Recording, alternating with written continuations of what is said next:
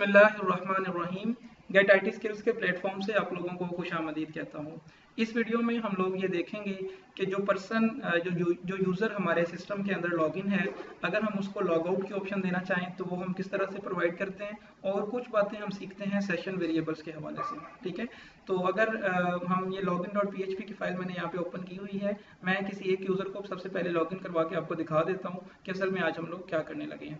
तो ये जो हमारा पहला यूज़र है umar@gmail.com, इसको हम लोग लॉगिन करते हैं।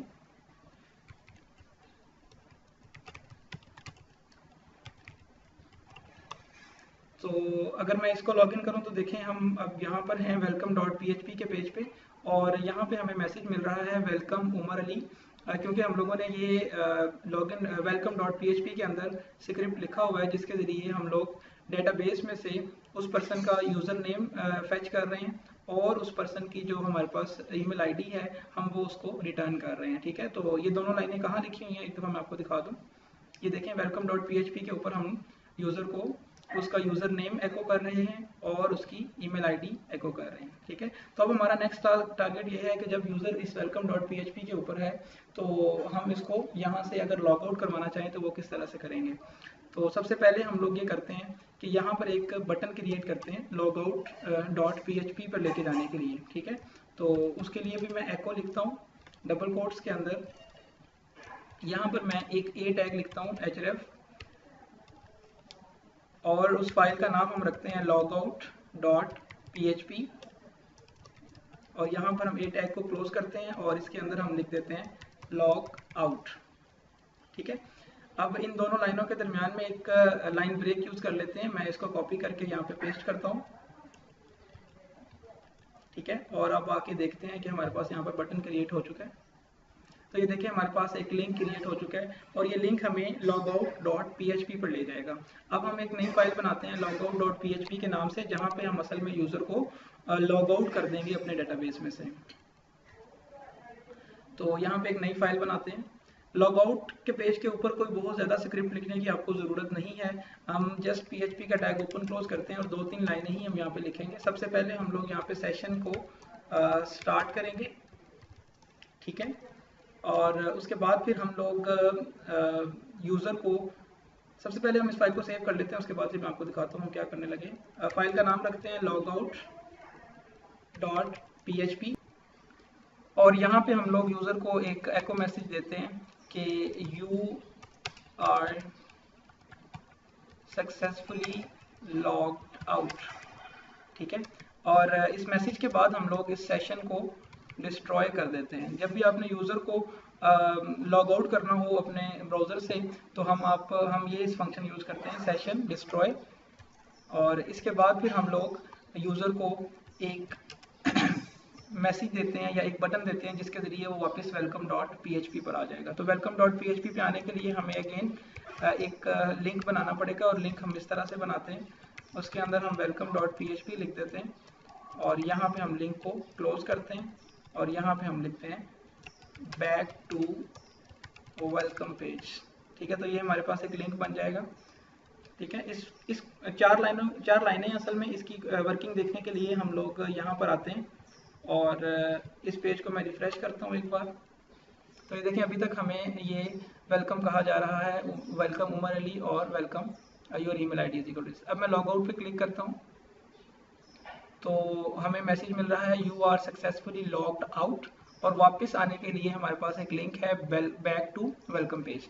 अब यहाँ से आप ज़रा बड़ा कंसंट्रेशन के साथ देखिएगा कि जब मैं बैक टू वेलकम पेज पे आता हूँ तो हमें वेलकम पेज के ऊपर क्या चीज़ें रिसीव होती हैं। ठीक है, अब देखिए हमें एक एरर मिल रहा है। ये बड़ी समझने वाली बात है कि जब हम इससे पहले जब वेलकम पेज पर थे तो हमें वेलकम यूज़र कहा जा रहा था और योर ईमेल आईडी रिटर्न की जा रही थी, लेकिन इस बार हमें ना तो वेलकम कहा जा रहा है, हालांकि हम वेलकम का पेज एक्सेस कर चुके हैं। तो ऐसा क्यों है कि हमें यहाँ पर यूज़र नेम और ये ईमेल आईडी नहीं मिल रही?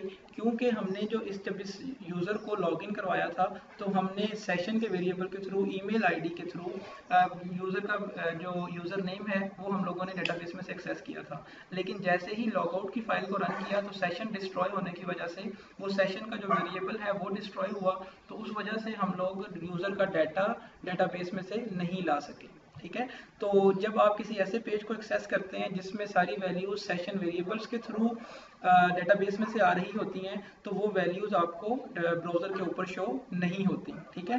तो इसका सिंपल सोल्यूशन ये है कि जब आप इस पेज के ऊपर एक रिस्ट्रिक्शन लगा सकते हैं, यानी welcome.php के ऊपर आप इस तरह का कोई भी वेलकम कहने से पहले आप ये वेरीफाई कर लें कि क्या ये यूज़र के पास आपके यूज़र के पास ये पर्सन login.php से लॉगिन होकर आ रहा है, या फिर इसने बाय डिफ़ॉल्ट इसको URL के थ्रू इस पेज को एक्सेस करने की कोशिश की है। अगर तो URL के थ्रू एक्सेस करने की कोशिश की है, तो फिर क्योंकि इस पेज के अंदर जो आपने वेरिएबल्स शो किए होंगे वो क्योंकि शो नहीं कर पाएंगे, तो इस पेज का कोई भी मकसद नहीं होगा। ठीक है। तो हम इस चीज़ को किस तरह से अचीव करते हैं कि welcome.php का पेज या इसका जो डाटा है या इसके कंटेंट्स हैं वो तब तक एक्सेसिबल ना हो जब तक यूज़र अपनी प्रॉपर सेशन वेरिएबल्स को अपने साथ ना लेकर आए, यानी लॉगिन पेज से यहाँ पर ना आए। तो उसके लिए हम लोग क्या करते हैं, हम लोग welcome.php पर आते हैं और यहाँ पे हम लोग एक चीज़ चेक कर लेते हैं, क्योंकि जब हम लॉगिन कर रहे थे यूज़र को, तो हमने यहाँ पर देखें लॉगिन करने के बाद हमने ये एक सेशन वेरिएबल सेंड किया था इस फाइल को welcome.php को, और यहाँ पे आके हमने सेशन वेरिएबल्स को स्टोर कर दिया था इस लोकल वेरिएबल के अंदर। अब हम यहाँ पे ये चेक कर लेते हैं कि जब भी ये फाइल एक्सेस हो तो आपने सबसे पहले क्या चेक करना है कि ईमेल का जो वेरिएबल है ये नल तो नहीं है। ठीक है, ये एम्प्टी तो नहीं है। अगर ये एम्प्टी है तो इसका मतलब ये है कि यूज़र हमारे इस पेज को एक्सेस कर रहा है विदाउट लॉगिन, और अगर वो यूज़र हमारे पेज को विदाउट लॉगिन एक्सेस कर रहा है तो हमें ये वाली इंफॉर्मेशन दिखाने की कोई ज़रूरत नहीं है। ठीक है। हम ये वाला कोड तो तब रन करें जब यूज़र प्रॉपर तौर पे लॉगिन होकर आए। अगर वो लॉगिन हुए बगैर आया है तो हम लोग उसको वापस किसी और पेज पे सेंड कर सकते हैं, रजिस्ट्रेशन पे सेंड कर सकते हैं, या लॉगिन पेज पे सेंड कर सकते हैं। ठीक है। तो यहाँ पर आते हैं और यहाँ पर हम लोग कहते हैं कि there is problem, please go back to login page. ठीक है। लॉगिन पेज का भी मैं लिंक नहीं बना रहा, लेकिन वैसे ही उसका कह रहा हूँ कि आप लॉगिन पेज पे वापस चल जाएं। वैसे हम यहाँ पे लिंक भी बना सकते हैं, लेकिन इसकी अब इस इफ की जो एल्स है उस एल्स के अंदर हम ये सारा कोड रन करेंगे, ये वाला। ठीक है। यानी ये कोड बाय डिफॉल्ट प्रिंट नहीं होगा, ये तब प्रिंट होगा जब ये वाली इफ रन नहीं होगी। ठीक है। तो इसकी एल्स के अंदर आते हैं और यहाँ पर इस बॉडी के अंदर मैं ये सारा कोड कॉपी करके पेस्ट कर देता हूँ। ठीक है। तो इस कोड का असल में भी काम यही था कि आपके यूज़र को वेलकम करना है और आपके यूज़र को प्रॉपर तौर पे उसकी ईमेल आईडी रिटर्न करनी है। तो यूज़र नेम और उसकी ईमेल आईडी हम तब रिटर्न करेंगे जब यूज़र प्रॉपर तौर पे लॉगिन होकर आएगा, और लॉगिन तब होकर आएगा जब वो हमें इस फॉर्म के थ्रू डाटा प्रोवाइड करेगा। ठीक है।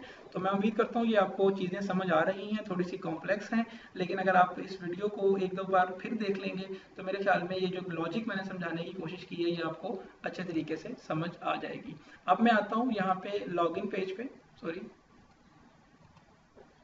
ये हमारा लॉगिन पेज है और मैं किसी यूज़र को लॉगिन करता हूँ। मैं zainali@something.com,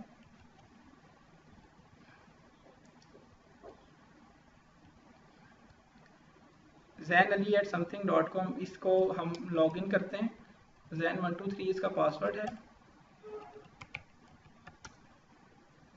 तो अब देखिए हमें welcome.php के ऊपर वेलकम जैन अली ये बिल्कुल ठीक मिल रहा है। अगर मैं जैन अली को लॉग आउट कर देता हूँ, you are successfully logged out, ये भी ठीक मिल रहा है। अब अगर हम वापस आते हैं welcome.php पर, तो ये देखें हमें मैसेज मिल रहा है there is a problem, please go back to login page.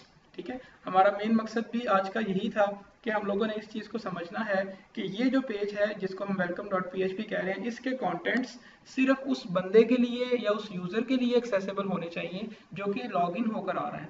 अगर कोई पर्सन वैसे ही इस पेज को ओपन करना चाहे तो इस पेज के जो कंटेंट्स हैं वो शो नहीं होने चाहिए। ठीक है। तो मेनली आज हम लोगों ने जो चीज़ अचीव की है वो ये है कि आप PHP के अंदर किसी पेज के कंटेंट्स को यूजर्स से किस तरह हाइड कर सकते हैं, और सिर्फ जस्ट उन यूजर्स को आप वो कंटेंट्स दिखाएं जो कि लॉगिन हैं। ठीक है, तो ये आप किस तरह से करते हैं ये आज हम लोगों ने इस वीडियो में देखा है। आप इस वीडियो को एक बार फिर देख लीजिएगा अगर आपको कुछ बातें कंफ्यूजिंग लग रही हैं, ताकि आपको ये लॉजिक बेहतर तरीके से समझ आ जाए। यही कुछ चीज़ें हैं जो कि फ्यूचर में आप लोगों ने डिफरेंट प्रोजेक्ट्स के ऊपर अप्लाई करनी है। ठीक है, तो ये वीडियो देखने के लिए बहुत शुक्रिया। मेरे चैनल को सब्सक्राइब करें। अब आप